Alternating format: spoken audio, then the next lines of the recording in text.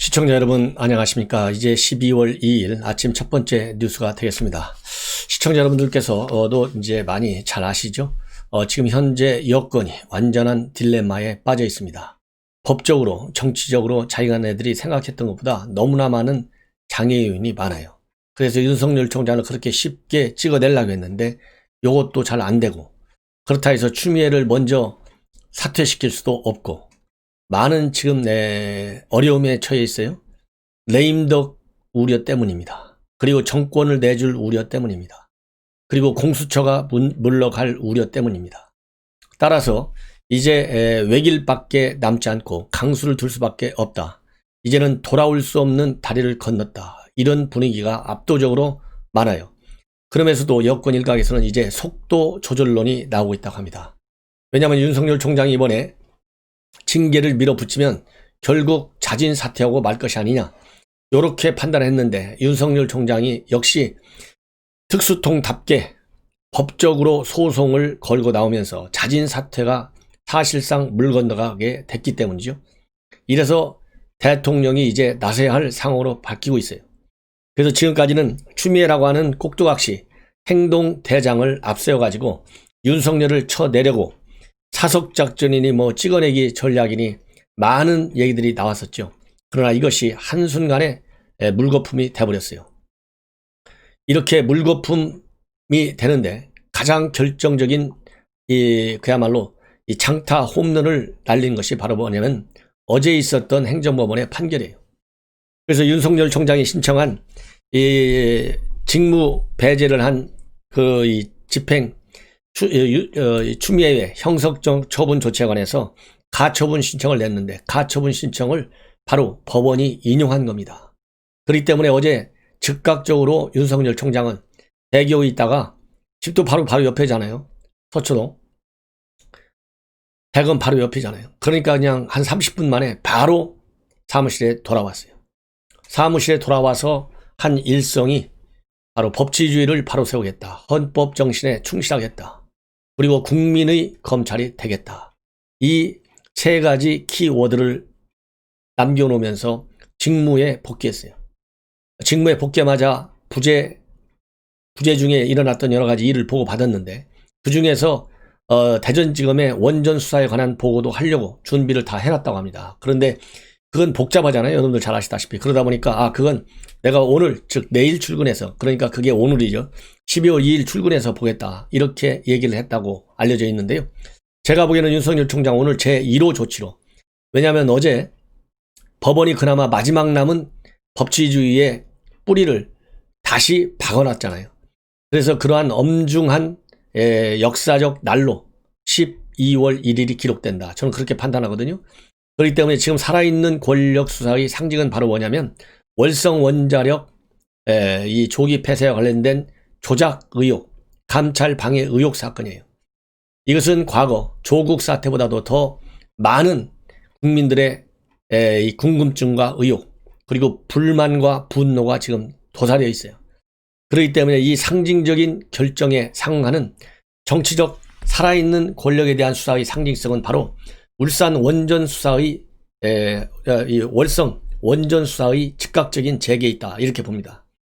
왜냐하면 직무 배제 조치가 나서 그거를 쭉 추적해 보니까 결국은 월성 원전 사건에 대한 대전지검의 구속영장 청구와 관련된 것이다.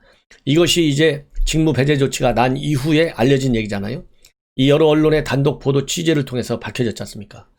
그래서 11월 24일 날 저녁 퇴근 시간대 추미애가 직무 배제 조치를 했는데, 바로 그날 대전지검에서는 압수수색 영장을 청구하겠다라고 하는 최종 보강 보고서까지 올라갔는데, 그거 올라가자마자 바로 직무 배제 조치가 내렸어요. 예정이 없던 직무 배제 브리핑이 전격적으로 이루어졌어요. 그러면 뭔가 이 전후 좌우의 사정이 있지 않겠느냐. 그걸 단순하게 우연으로 보기에는 너무나 중차대한 사단이죠. 사단이다 이거예요. 그렇기 때문에 조국 사태, 그 다음에는 여러 가지 이 실세와 관련된 사건들이 있지만은 또 하나의 핵심 실세는 누구냐면 울산시장 선거 개입 사건이에요. 이 울산시장 선거 개입 사건은 끝까지 추미애가 검찰의 공소장까지도 비밀을 요하는 비밀이 말하자면 피의자들의 이 인권 침해를 막기 위해서 보안을 유지해야 된다. 그래서 국회에 요청했는데도 불구하고 국회에 보고하지 않았어요. 그러나 언론의 집중적인 취재 경쟁으로 인해서 세상에 다 까발려졌지 않습니까? 그런 것처럼 이제 제3탄이 바로 뭐냐면 월성 원전 사건이에요. 왜? 최재형 감사원장이 1년여 기간 동안에 갖은 외압을 다 견뎌내고, 최재형 감사원장이 그렇게 했잖아요. 얘기를. 이렇게까지 심한 감사 방해의 외압은 행전 처음 본다. 이걸 국회에서 실토를 할 정도였어요. 그러니 얼마나 상상을 초월하는 외압이 있었습니까? 그걸 견뎌내고 감사 이 결과 보고서에 대통령 이름을 2번 집어넣었어요. 안 들어갈 수가 없잖아요. 대통령이 직접 지시했으니까. 또 월성 원전 언제 폐쇄되나 물어봤잖아요. 이 얘기는 야 빨리 폐쇄하지 뭐하고 있어. 이 얘기나 마찬가지잖아요. 바로 이것이 엄청난, 앞으로 대통령이 퇴임 후에도 어떤 화근을 정말 불러올지, 그야말로 이코노미스트가 예상하고 있는 대로 퇴임 후에 검찰의 수사선상에 다시 서게 될지 아무도 모르는 거예요. 그럴 개연성이 상당히 커요. 모른다기보다도. 그러니까 여권에서 긴장하지 않을 수 없고, 따라서 단순한 오비 일학이 아니다. 이렇게 정치적, 법률적 상징성과 그리고 실제성을 가지고 있는 사건이 바로 대전지검에서 수사하고 있는 월성 원전 사건이에요. 따라서 대한민국 법치주의를 지키려는 법원의 이 결정에 상응하는 검찰 수사의, 말하자면 이 활용 점정 조치는 바로 이 월성 원전과 관련된 이제 구속영장 청구가 남아있다. 그래서 오늘 제1호 조치로 그러한 상징성에 부합하게끔 이 대전지검 수사 명령을 건의한 보고서에 결재 승인을 해달라.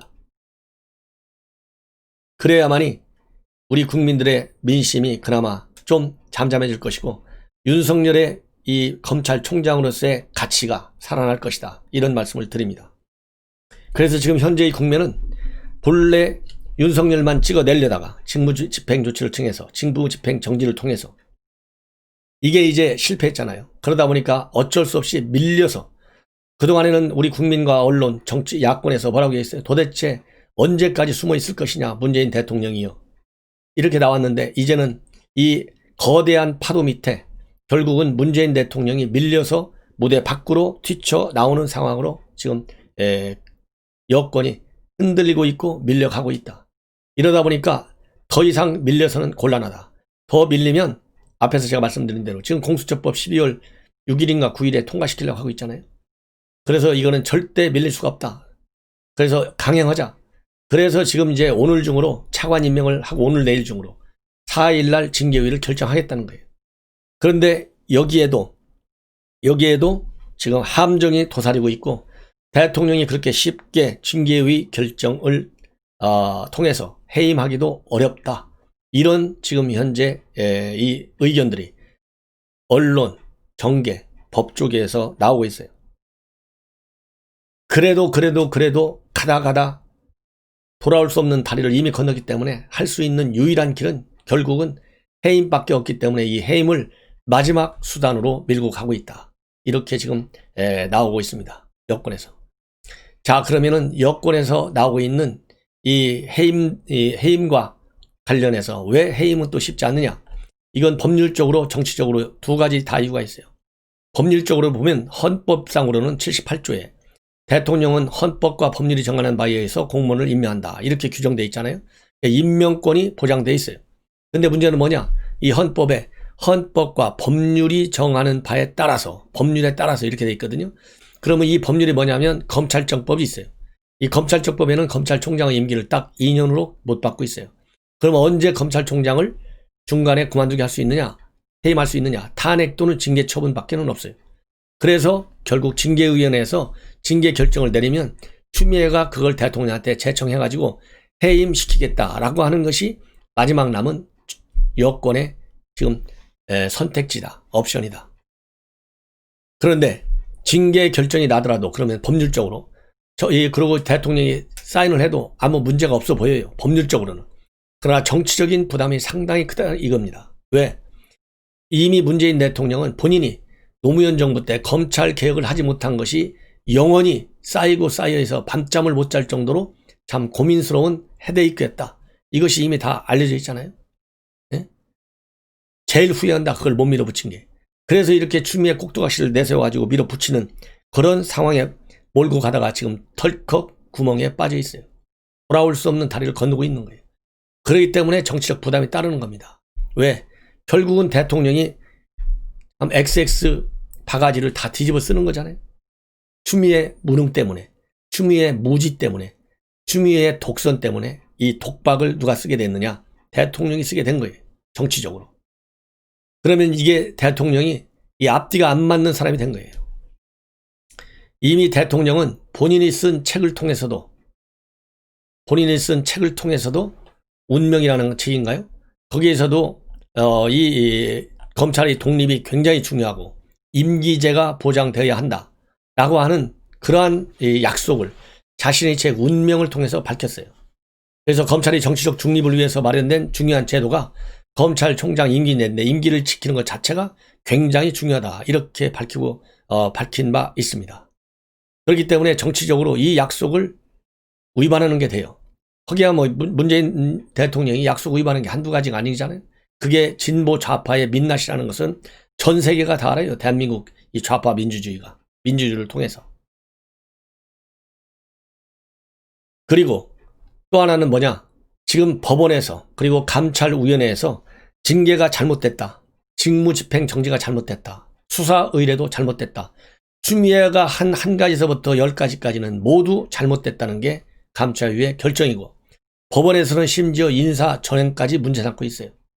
그래서 검찰총장은 법무부 장관에 맹종하지 말고 법무부 장관은 인사권을 전행해서는 안 된다 라고 하는 것이 어제 재판부에 말하자면 키워드 중에 하나다. 저는 그렇게 보거든요.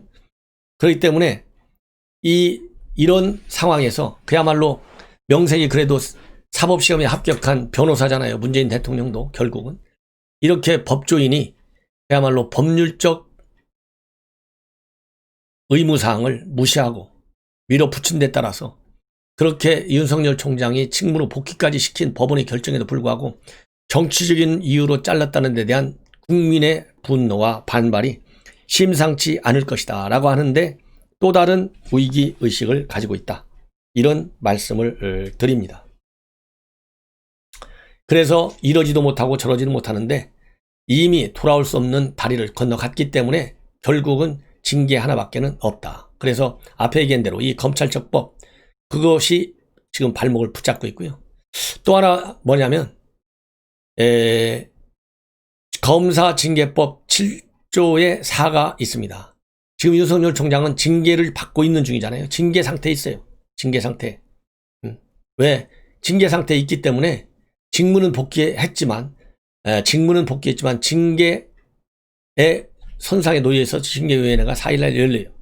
그런데 검사징계법 7조 4에 의하면 중징계 사유가 있는 검사는 검찰총장이 바로 징계를 청구하도록 조정하고 있고 그 검사가 검찰총장일 경우에는 법무장관이 징계를 청구하게 돼 있는데 그래서 징계를 지금 추 장관이 청구해가지고 내일 모레 4일날 열리게 돼 있잖아요. 근데 국가공무원법 78조 4항에 따르면 징계위에 중징계가 요청되어 있는 공무원에 대해서는 퇴직을 허용해서는 안 된다. 딱 이렇게 또 결론을 내리고 있어요. 규정이 되어 있어요. 법으로. 그렇기 때문에 징계 절차가 진행되고 있는 윤 총장은 스스로 물러나고 싶어도 못 물러나요. 자진 사퇴가 안 돼요. 우리가 흔히 그러잖아요. 황운하가 왜 현직 경찰신문으로 왜 국회의원에 출마했습니까? 징계 선상에 올라 있기 때문에 파면, 사면, 해임, 면직 조치를 할 수가 없어요. 그 똑같은 상황이 지금 발생하고 있는 것이다.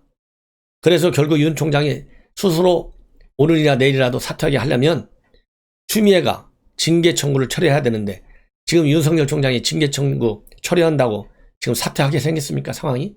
아니잖아요. 그렇기 때문에 여권이 지금 난리가 나 있다. 이런 말씀을 드립니다. 이러다 보니까 지금 코너에 몰린 사람이 대통령 하나가 아니에요.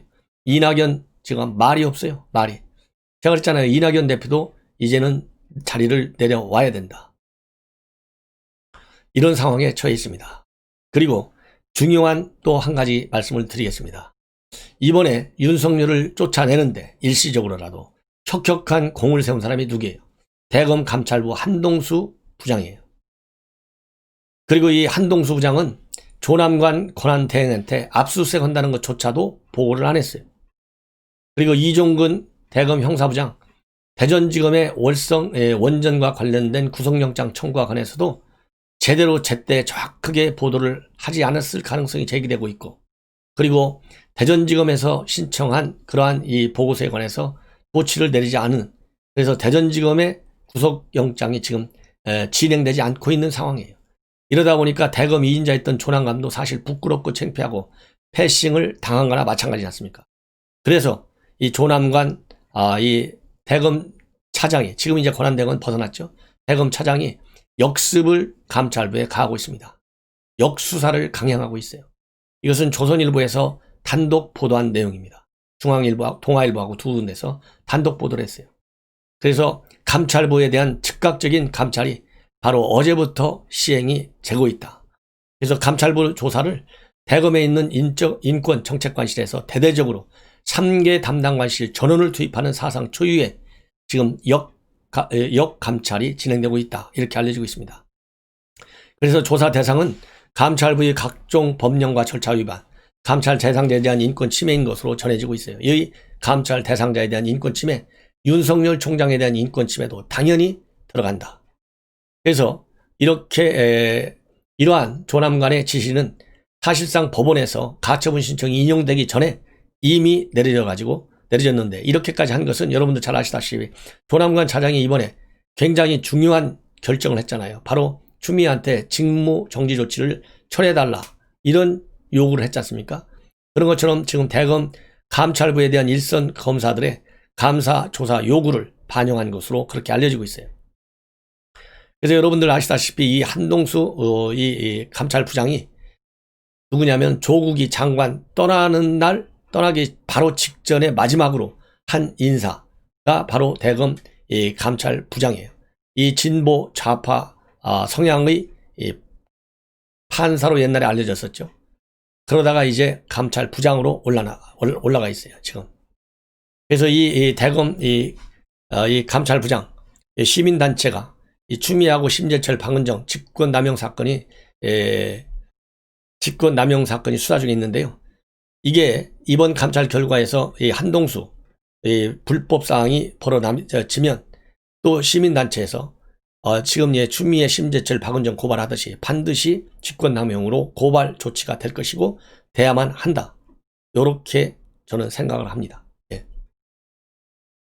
그래서 지금 현재 지금 엄중한 이러한 사건, 여러분들 잘 아시다시피 더군다나 인권정책관실은요, 문재인 대통령이 지시를 해가지고 2018년도 6월 달에 인권보호차원에서 대검에 설치하라, 이러면서 대검에 설치된 새로운 이 기구가 인권정책관실이에요. 그래서 지금 현재 상황은 법치를 위반한 추미애 한 줌도 안 되는 세력과 법치를 지키겠다고 하는 99.9%의 검사들의 대치 현상이 정말 벌어지고 있다. 이런 말씀을 드립니다. 시청자 여러분, 이것으로 오늘 아침 첫 번째 뉴스를 마치고요. 오늘 또 아마 이 폭발적인 뉴스가 많이 나올 것 같습니다. 이미도 많이 나와 있어요. 바로 이어서 또 중요한 뉴스 전해드리겠습니다. 시청자 여러분들, 전옥현의 안보 정론을 통해서 그야말로 가장 중요한 뉴스, 정확한 팩트와 정확한 분석 잘 들어주셔가지고 반드시 추미애를 사퇴시키고 문재인 대통령의 이 법치 파괴 행태를 중단시켜야 되겠습니다. 이것으로 제 방송을 마치고요. 여러분들께 다시 한번 감사드립니다. 고맙습니다.